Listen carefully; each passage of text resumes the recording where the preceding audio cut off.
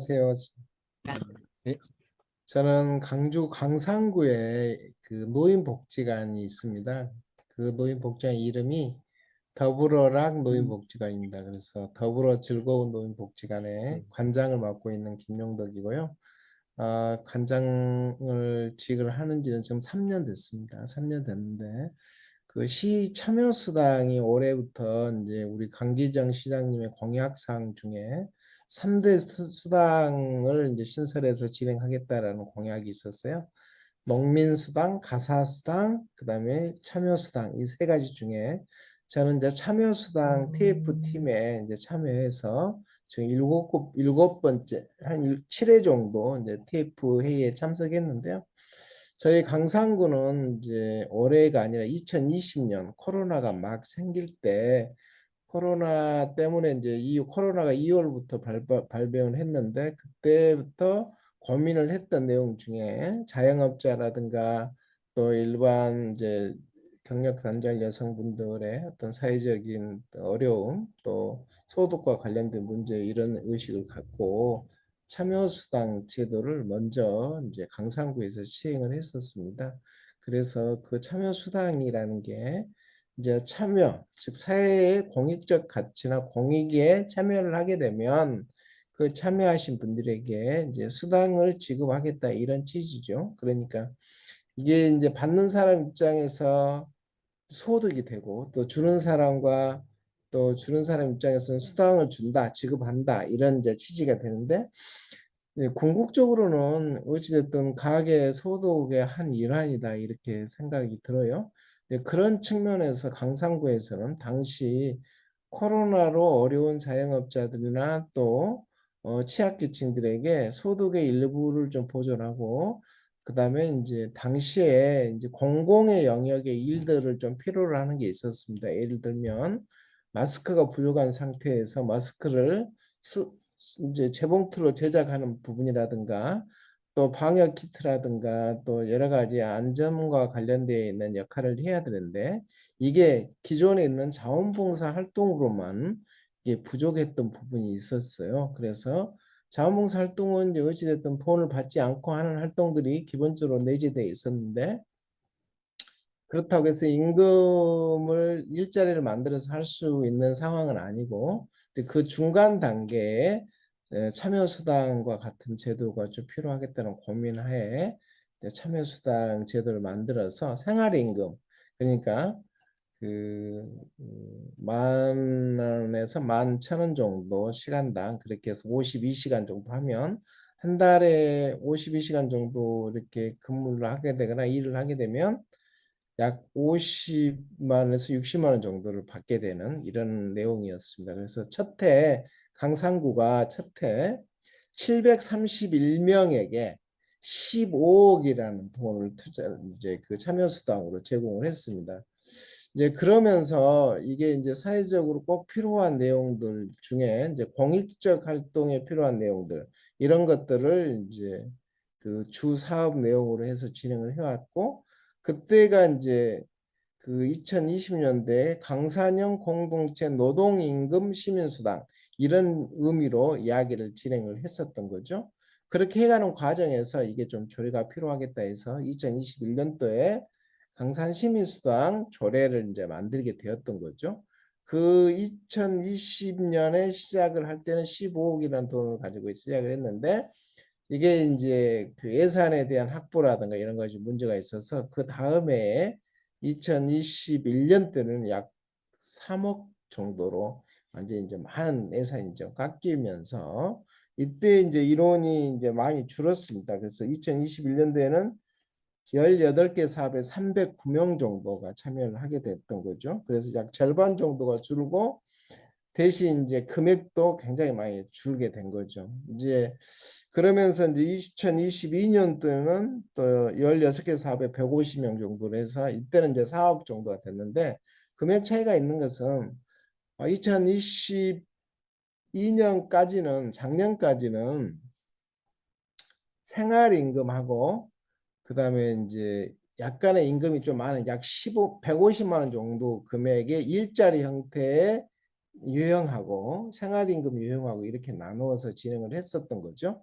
그러니까 시간당 10,000원 정도의 생활임금으로 주는 유형이 있었고 시간당 35,000원 정도의 금액으로 이제 줬던 이런 소득 보존의 개념이 좀 더 강화된 내용으로 진행이 됐었는데 올해는 이제 예산에 대한 문제라든가 또 이제 2년, 3년 하다 보니까 강산 시민들이 굉장히 많이 이제 이 부분에 대해서 참여하게 되고 호응이 좋게 됐고 그다음에 이제 참여하시는 시민들 입장에서도 이게 일정 정도 파트타임으로 일을 하지만 이게 이제 소득 보존에 어떤 영향력이 있기 때문에 굉장히 많은 사람이 신청하게 됐습니다. 그래서 이제 임금형 제도는 없어지고 이제 음, 생활임금형 약 이제 시간당 11,000원 정도에 예, 음, 그렇게 이제 지금 진행되면서 올해는 이제 약 2억으로 좀 줄었습니다. 2억으로 그래서 음, 15억에서 3억, 4억, 2억 뭐 이렇게 이제 줄었는데 이제 핵심은 뭐냐면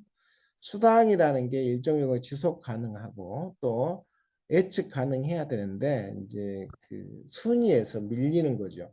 이게 이제 예산을 책정할 때 국가나 지방 정부 예산을 책정할 때 이 참여소득이나 참여수당 자체가 어떤 예산상의 어떤 순위에 좀 들어와 있어야 되는데 그게 좀 더 아쉬운 점이 있었고요. 자, 이렇게 그 강상구, 강주에는 5개 구가 있는데 그중에 강상구가 굉장히 이런 사회적인 활동이나 시참여수당이라든가 이런 것들에 활발하게 진행되는 것을 이제 모티브로 해서 시가 강기정 시장님께서 이제 참여수당을 하겠다라고 공약을 만들었고 이게 이제 시는 강상구의 사례를 가지고 지금 올해 작년 11월부터 이제 거의 2주에 한 번씩 약 15명 정도의 참여수당 TF팀을 꾸려서 참여수당에 대한 개념 정의, 참여에 대한 의미, 그리고 이것이 어떤 의미로서 이 사업이 진행돼야 될 것인가에 대한 내용들을 좀 더 인문학적으로 이야기를 했었던 거고요. 중요한 것은 이것이었습니다. 사회의 공익적 활동에 참여하시는 분들이 굉장히 많은데 그동안은 이걸 자원봉사라고 했잖아요. 자원봉사 활동 또는 자원활동 또는 마을활동가 활동 이렇게 이제 정의되었는데 이분들에 대한 사회적 격려와 인정이 굉장히 인색했다는 거죠. 그 사회적 인정과 격려에 대한 사회 공익활동에 대한 인정과 격려를 좀 더 가치 있고 보상적이고 그동안은 우리의 칭찬, 격려, 뭐 표창 수고했어. 뭐 이 정도의 격려 의미였다면 이제는 일정 정도 소득으로도 연결될 수 있는 수당 개념으로 사회적 격려와 인정을 좀 끌어올리자. 그리고 이분들에 대한 사회적 가치를 좀 확산시키자라는 취지가 1번이었고요. 두 번째로는 이걸 문화로 접근하자.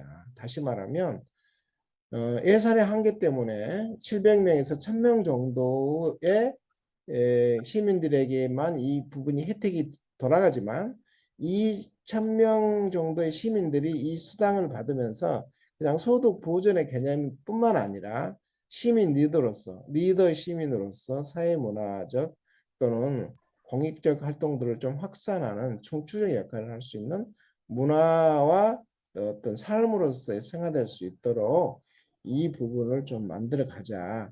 그렇게 되려면은 우리가 이제 시민 공모형이 있고 또 제시형 사업의 유형으로 보면 강주광역시나 또 우리가 갖고 있는 기후위기 대응이라든가 탄소 중립이라든가 사회적 재난재해와 같이 누구나가 함께 문제를 해결하는 데 동참해야 될 내용은 제시를 하고 또 자기 삶 속에서 시민들이 각자의 문제 해결력을 갖고 이걸 해보고 싶다라고 하는 것은 공모형으로 해서 투트랙으로 내용을 만들어 가자.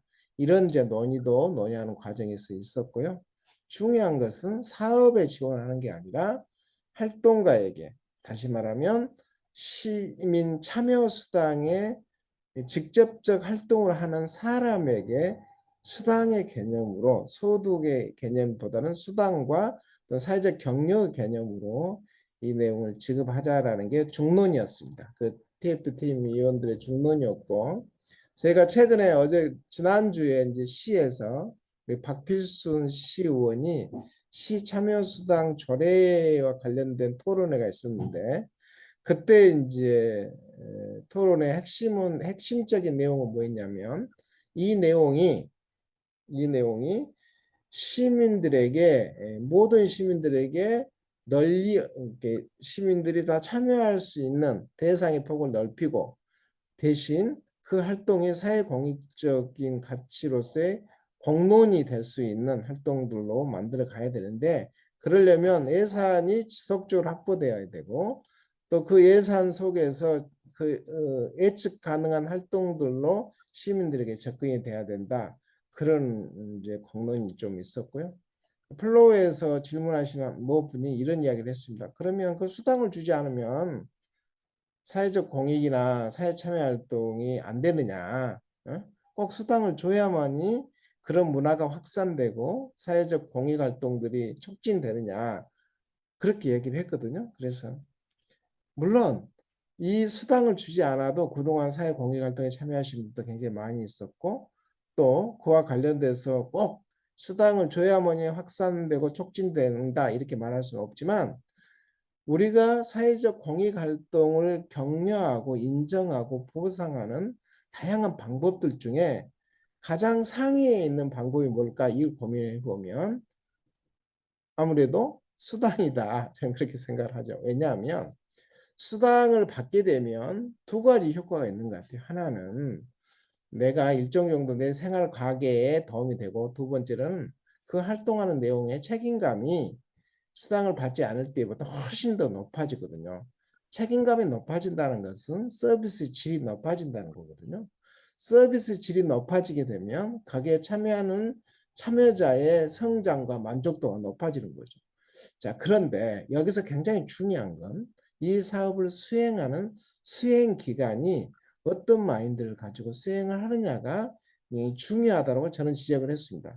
다시 말하면 일자리 개념으로 생각하는 수행 기간이 이 사업을 진행을 하게 되면 일자리로 포커스가 맞춰지고 마을 활동을 하고 있는 기관에서 이 사업을 하게 되면 마을 활동가들을 훨씬 더 촉진하는 내용으로 만들어지기 때문에 이 사업을 수행하는 수행 기관들을 저는 크게 네 개 기관을 얘기했어요. 하나는 자원봉사센터, 하나는 평생교육진흥원, 하나는 우리 빛골 50 플러스 센터, 하나는 도시재생 공동체 센터와 같이 시 광역과 기초 단위의 전달 체계가 형성되어 있고 그다음에 어느 한쪽으로 치우치지 않는 좀 대중성과 공평성 그다음에 확장성을 갖고 있는 기관에서 이 참여수당과 관련되어 있는 수행기관이 되었을 때만이 온전하게 참여수당의 그 효과를 거행하지 않겠느냐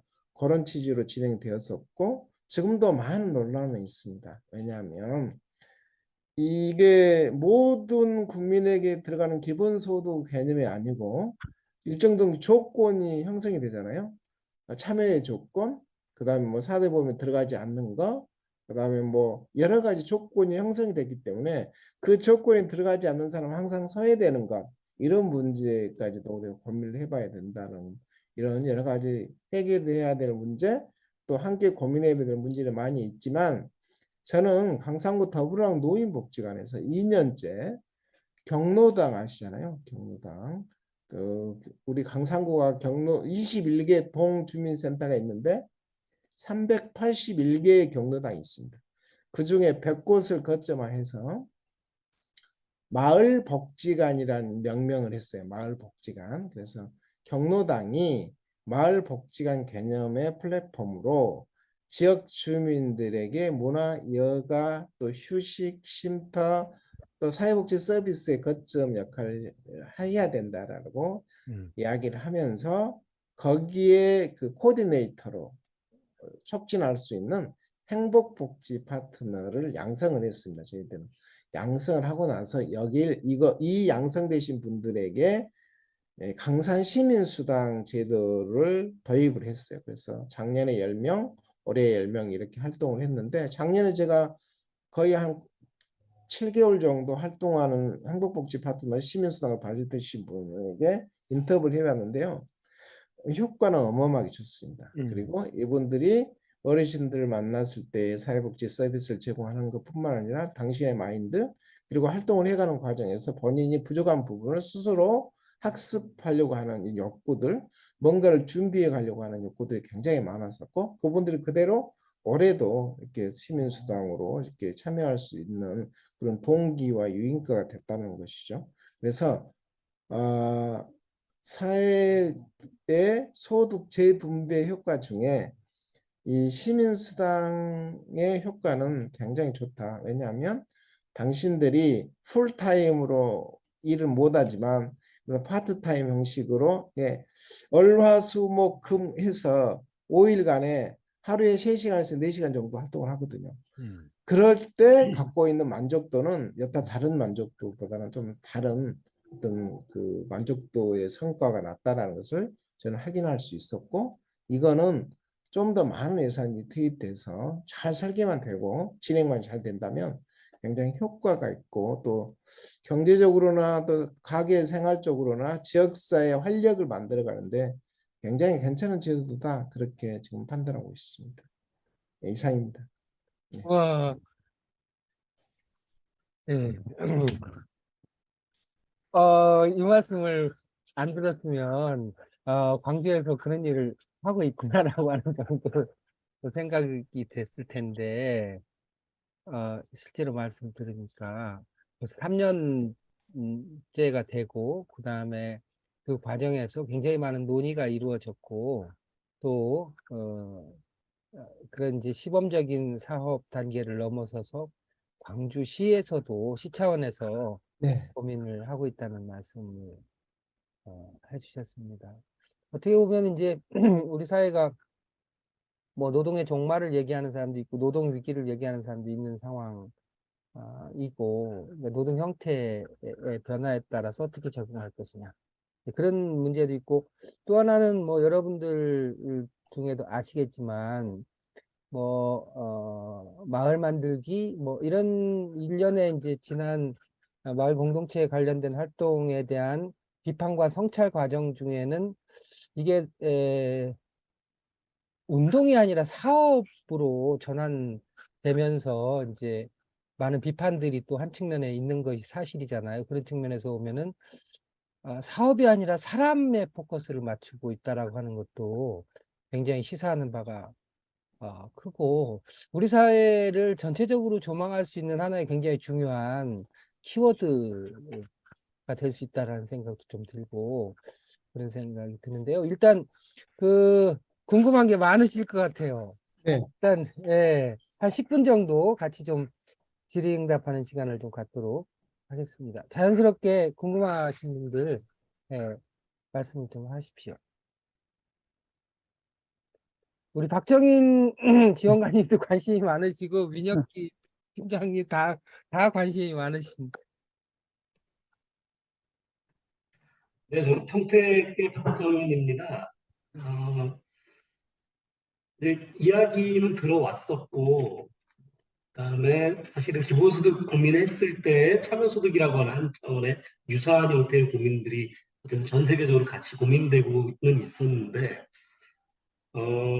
저는 이제 이건 아마도 조금 고민스러운 지점이, 아, 그렇게 생활임금 수준으로까지 올렸을 때 발생할 수 있는 문제점들이 있지 않을까라고 하는 것에 대한 고민이 좀 있습니다. 물론 그것이 전체적으로 주당 15시간 이내 이렇게 해서 전체 한 달 안에 60시간 이내로 자를 수 있고 이런 방법이 그렇긴 하지만 현재로는 한국 사회 전체로 봤을 때 실제 주민의 참여가 왕성하게 일어나지 않는 것들이 더 많은데 과연 지금 그런 활동가라고 명명할 만한 대상들을 향해서만 이렇게 하는 것이 진짜 보편적인 일반 사업, 보편지치가 아까 우리 박대선 소장 말씀하신 대로 일반적인 시민력 자체를 완전히 끌어올리는데 이게 진짜 도움이 될 수 있는가라고 하는 것에 대한 고민이 좀 있습니다. 왜냐하면 저는 유사한 것들을 검토할 때 또 이제 광주의 모습은 광주 광산의 모습은 아니었지만 저 거제나 통영 또 몇몇 기초지자체들 은평도 그렇고요. 이런 데서 하고 아니 노원도 노원구라든지 다른 경기도에 있는 지자체에서 하고 있었던 주민참여 포인트 제도라고 하는 그런 방식의 도입된 시스템들도 있었잖아요. 그 고민 아마 같이 하셨을 텐데, 왜냐하면 훨씬 더 광범위하지만 액수는 굉장히 낮게 갈 수밖에 없는 것이 지금 현재 그런 지자체들이 하고 있는 주민참여 포인트 제도인데, 같이 검토하시면 하셨을 것 같아요. 아무래도 오랫동안 네, 고민을 많이 하셨기 때문에. 그래서 네. 그것과 이것에 대해서 광주에서는 어떤 장단점에 대한 결론을 내리셔서 이런 형태로 가셨는지 좀 궁금합니다. 네, 굉장히 좋은 말씀이시고요.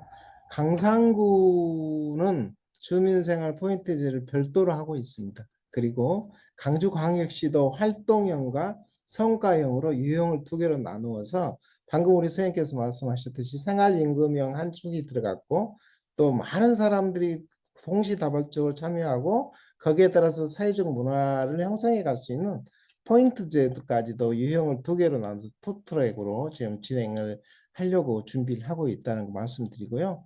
그 다음에 이제 이 참여수당의 핵심적인 내용 중에 활동가들이 한정적으로 배치가 된다는 거죠.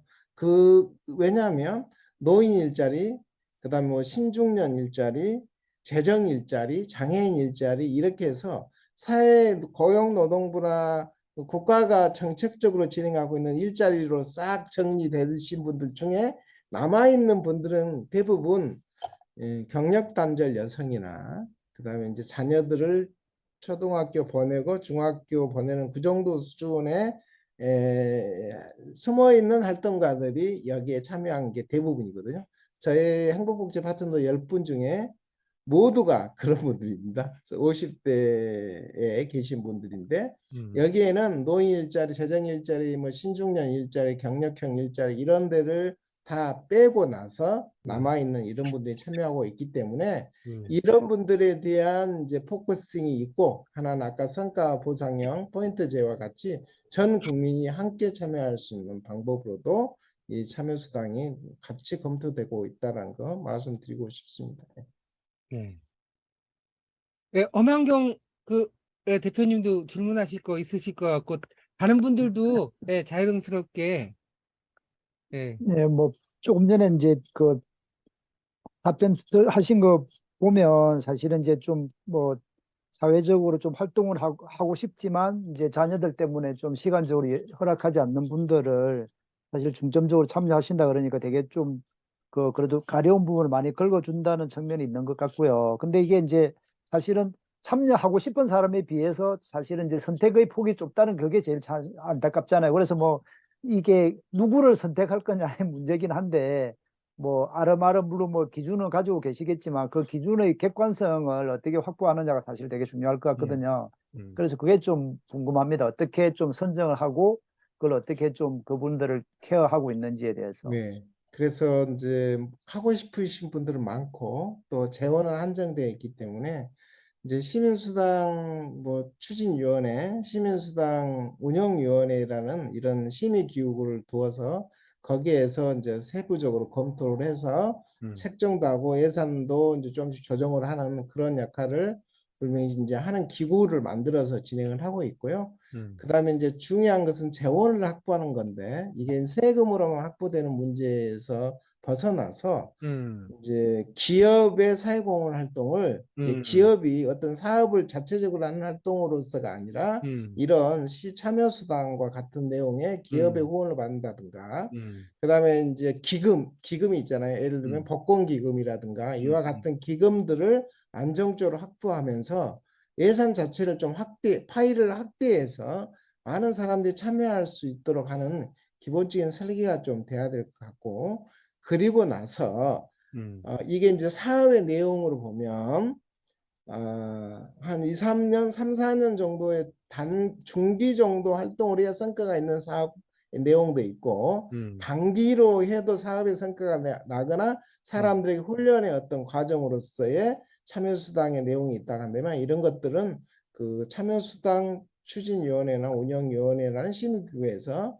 잘 정리해서 만들어 간다면 수행기간과 정리해서 간다면 그런 부분은 좀씩 보완되지 않을까 그렇게도 고민을 좀 하고 있습니다. 네. 되게 잘 하시는 것 같아요. 사실 이게 기업의 ESG 활동하고 사실 네, 엮어가면 진짜 좋은데 네, 이제 맞습니다. 광주에 그런 기업이 있으면 없어요. 더더욱이 좋겠지만 그게 좀 안타깝긴 하네요, 네, 사실은. 네. 예. 수고 그래서 이제 많으십니다. 공동 모금에 네. 사회복지 공동 모금의 이제 기금 사업도 좀 더 공동 모금의 배분 사업 자체가 직접 서비스 대상자들에게만 한정될 게 아니라 이렇게 좀 확대되는 부분도 고민을 좀 하고 있습니다. 사실. 예. 음, 음, 음. 예, 다른 분도, 우리, 예, 자연스럽게, 우리 민혁기 예, 팀장님도 질문할 거 있으실 것 예, 같은데요? 예, 예. 저도 저희도 지금 그 활동가의 사회적 인정 체계나 이런 부분들 때문에 고민이 굉장히 많이 있습니다. 실제로 어떻게 해야 되는지, 또 아까 말씀하신 것처럼 이 활동가들의 이제 경력이나, 아니면 이런 이력들에 대해서 실제로 어떻게, 어떤 수준으로 데이터베이스를 이제 관리를 해서 이제 인정해 드릴 수 있는 정도의 수준을 정할 수 있는지, 이거는 좀 이게 사회적 합의가 좀 필요하지 않을까라는 고민들도 하고 있는데, 어, 이, 예전에 이제 저희 인천에서 활동하는 활동가 중에 한번 이런 표현을 하신 적이 있었어요. 저희는 이제 마을 활동가들에게 이제 60만 원 정도의 활동비를 이제 보상을 해드리는 시스템이 있는데, 이제 그렇게 하다 보니까 한 번은 내가 60만 원짜리 노동자인 것처럼 느껴진다라고 하신 적이 있었습니다. 예. 그러니까 그게 어떻게 보면 시장주의 안에서는 자기의 가치를 이렇게 이제 표현을 하시기도 하니까, 그분은 실제로 활동은 그러니까 굳이 시급으로 따지면 60만 원보다 훨씬 더 많은 시간들을 할애하시고 활동을 하고 계신데, 실제로는 60만 원, 그리고 그거를 집행하는 건 공무원이거나 뭐 이렇게 구청 쪽이다 보니까 자기 자신에 대해서 이제 그런 인식을 가지시게끔 종용되기도 하더라고요. 또 동시에 그런 지원을 받고 있는, 그런 활동가를 통해서 지원을 받고 있는 마을 현장에 계신 분들조차도 이제 당신들은 이제 그렇게 수당을 받거나 뭘 하고 있지 않냐라는 식으로 질문하는 경우도 있었던 거죠. 그리고 또 이제 간사, 이제 인천은 이제 주민자치 간사 같은 경우도 60만 원 정도의 수당을 받고 있습니다. 이제 그러다 보니까 주민자치회 내부에 있는 온갖 허드렛 일들을 다 간사가 도맡아서 해야 되는 거예요. 그러니까 이게 활동이라고 할 때는 어떤 어느 정도의 주도성과 이 자치적으로 이제 해야 되는 어떤 이제 관점이 있다고 생각을 하는데, 어느 한 순간 아까도 이제 굉장히 그 관점 뭐 이렇게 어떤 방향으로 해야 되냐가 되게 예민하게 좀 중요하다고 말씀을 하셨던 것 같은데, 이게 오히려 활동가 입장에서는 이게 어떤 역할을 수행해야 되는, 그래서 사업적으로 접근될 수밖에 없는 그런 현상들도 생길 수 있지 않을까. 그래서 혹여나 그런 부분들에 대한 이 준비하고 계신 뭐 예방책이나 아니면 특별히 이 선정이나 아니면 보편적으로 보상을 이렇게 운영을 하실 때, 수당제를 운영을 하실 때 어떤 이렇게 조건이나 이런 것들을 좀 이렇게 준비하고 계신 게 있는지 좀 궁금합니다. 예. 그런 내용의 구체적인 설계는 아직 되어 있지는 않은데요. 관점에 대한 중요성에 대해서는 우리가 늘 강조해도 지나치지 않는다라고 얘기를 하고 있고요. 활동이냐 직업이냐, 다시 말하면 마을 활동가의 간사는 직업적 개념이지 이게 활동적 개념이라고 저는 볼 수 없다고 보거든요. 다시 말하면 공간에 거주해서 활동을 하게 되면 이분이 60만 원 받으면 안 돼요. 이분은 정당한 페이를 받아야 되는 사람이고, 저는 어디에 속해 있지 않는 온전한 활동가로서 자기 개인이 자기 나름대로의 계획을 세워서 진행을 하거나 또는 수행 기간에 어떤 역할들을 함께 논의해서 진행하는 과정에서 일일 최소한 4시간 이하로 활동하는 내용으로 정리를 해야 할 때만이 방금처럼 내 가치가 60만 원만 계속 받고 하는 이런 가치에 대한 자기 딜레마에 빠지지 않는다고 생각을 하거든요. 두 번째, 이건 행정에서 진행하면 절대 안 된다고 저는 보거든요. 왜? 행정은 그 특성상 관리하게 되고 측정하게 되고 여기에 대해서 계속적으로 잘했냐 못했냐 이 체크하게 되는 특성이 있기 때문에 이 참여수당은 중간 지원 조직 또는 별도의 플랫폼을 만들어 진행을 해야지 행정이 절대적으로 관여하면 안 된다는 것을 저도 TF팀에서 주지를 했고, 우리 강주시도 행정에서는 절대 하지 않는다 이렇게 이제 얘기를 하고 있는데, 강상구 같은 경우에는 지원 부서가 보통 16개에서 18개 지원 부서가 하거든요. 지원 부서가 이게 설계하고 과정만 정리를 하지 실질적인 내용은 그 지원부서 연계되어 있는 민간 기관 단체들이 진행을 다 하거든요. 그래서 그와 관련된 어떤 내 가치가 60만으로 고정되어 있거나 그런 딜레마에 있는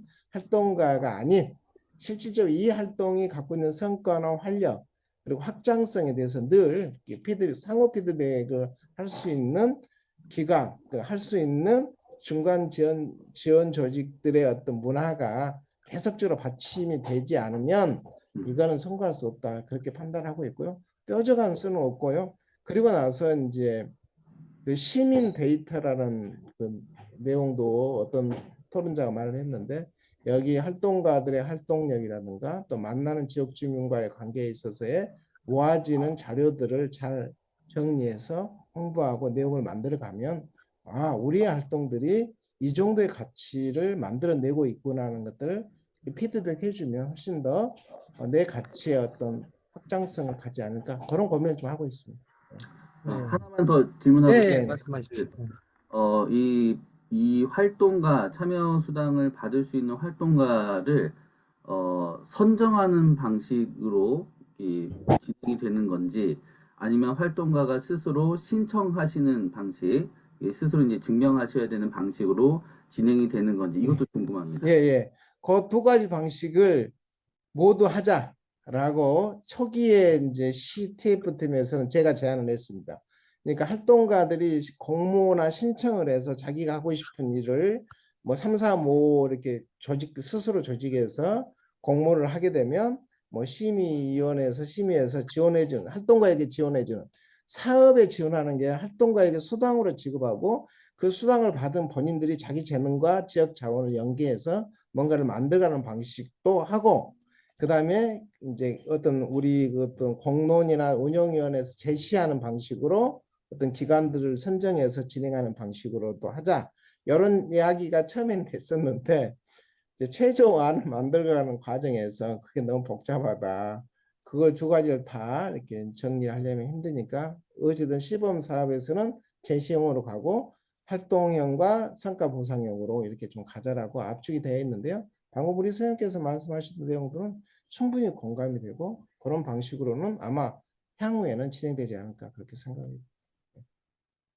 네, 한두 분만 더 말씀을 나누기로 하고, 우리 손승락 선생님 광주에서 오셨는데, 말씀하실 거 있으시죠? 손 선생님. 아직 그냥 일단 듣고 있겠습니다. 아, 예. 그래요. 네. 예.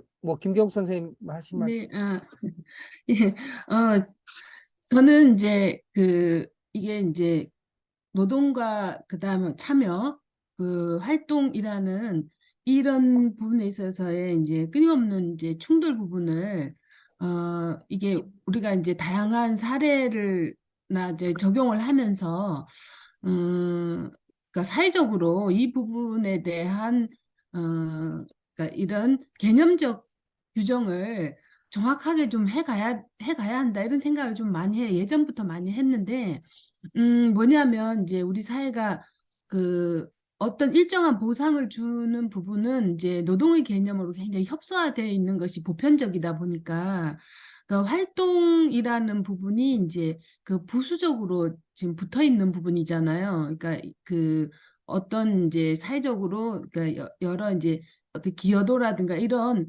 뭐 필요한 여러 이제 사회 활동이라든가 이런 차원으로 이렇게 개념 자체가 굉장히 이렇게 분절적으로 이렇게 하나하나에서 필요에 따라서 이렇게 어떻게 보면은 조금 짜집기해서 모아놓은 듯한 그런 개념을 가지고 우리가 사회 예를 들어서 광주를 넘어서서 서울 뭐 인천이 우리 사회 전체에 보편적으로 적용을 하기에는 설득력이 좀 약한 부분이 있다 이런 생각을 제가 예전부터 많이 했어요. 그래가지고 저는 그런 부분에 있어서 예를 들어서 그러니까 그냥 이제 예전부터 가진 고민 중에 그러니까 우리 사회가 전체 사회의 생산성과 사회의 운영이 노동으로만 가능한 것인가 라는 부분과 노동이 아닌 다양한 사회 활동이 우리 사회의 발전과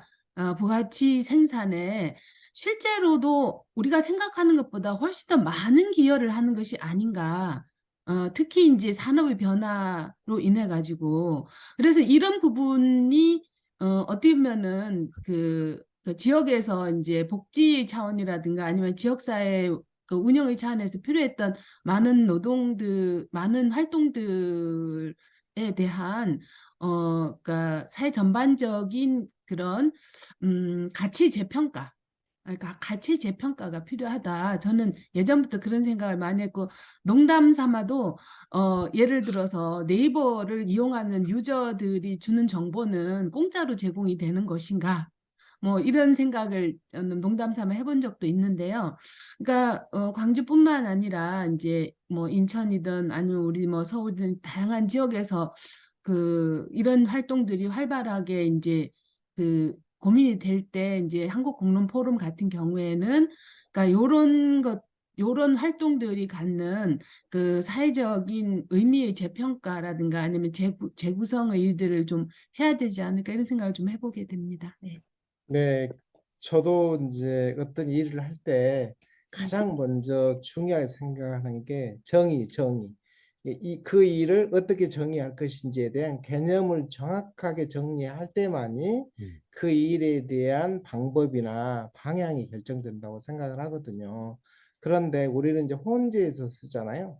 저는 이제 그 현대 사회는 딱 두 가지로 일하는 사람과 일하지 않는 사람, 돌보는 사람과 돌봄이 필요한 사람 이렇게 나누어진다고 봐요. 그러면 일하는 사람의 이 일 안에는 우리 선생님 말씀하셨던 직업으로서의 노동도 있고 또 직업이 아닌 또 여가 활동도 있고 또 자원봉사 활동도 있잖아요. 그래서 직업과 자원봉사 활동, 여가 이 세 가지로 저는 일하는 사람으로 분류하고 일하지 않는 사람은 돌봄이 필요한 사람입니다. 즉 말하면 신체적으로나 정신적으로 사회에 정말 스스로 뭔가를 할 수 없는 사람들은 돌봄이 필요한 사람이고 일하는 사람은 이 돌봄이 필요한 사람을 돌보는 사람이 되겠죠. 이제 그렇게 정리를 좀 확장해서 하게 된다면 저는 그런 부분에 대한 이해가 좀 더 있지 않을까. 저는 그렇게 이제 후배들한테도 얘기를 하고 저희 지역사회 활동가들한테도 그렇게 얘기를 하고 있습니다. 예. 이게 참여 수당뿐만 아니라 가사 수당에 대해서도 제일 처음에 농민 수당과 더불어서 네네. 한다라고 하는 말씀 속에 우리 김경 선생님이 질문한 내용의 실마리가 좀 있고 그런 고민이 좀 있었던 것 같아요. 예. 더 말씀을 이것 가지고 그냥 했으면 좋겠는데요. 아유, 어쨌든 지금 광산에서 시작해서 광주에서 지금 진행하고 있는 참여 수당에 관한 논의에 관심을 좀 갖고 저희들이 이제 특히 관심이 가지는 것은 저희가 이제 저도 광주 도시철도 공론화 할 때 저도 이제 참여했었잖아요. 네. 그런데 이게 시민들이 어마어마한 에너지를 투입해서 노력을 하는데 그것을 아까 말씀하시기로 격려와 인정을 어떤 식으로 받는지가 너무 애매한 거예요. 그리고 기준이 없어요. 그래서 지금도 이제 저희들이 다양한 공론장을 하는데 거기에 참여하는 많은 분들이 엄청난 시간과 에너지를 쓰는데 그것에 대해서 우리는 어떤 보답과 인정을 해야 될 것인지를 스스로 정리하지를 못하고 있는 겁니다.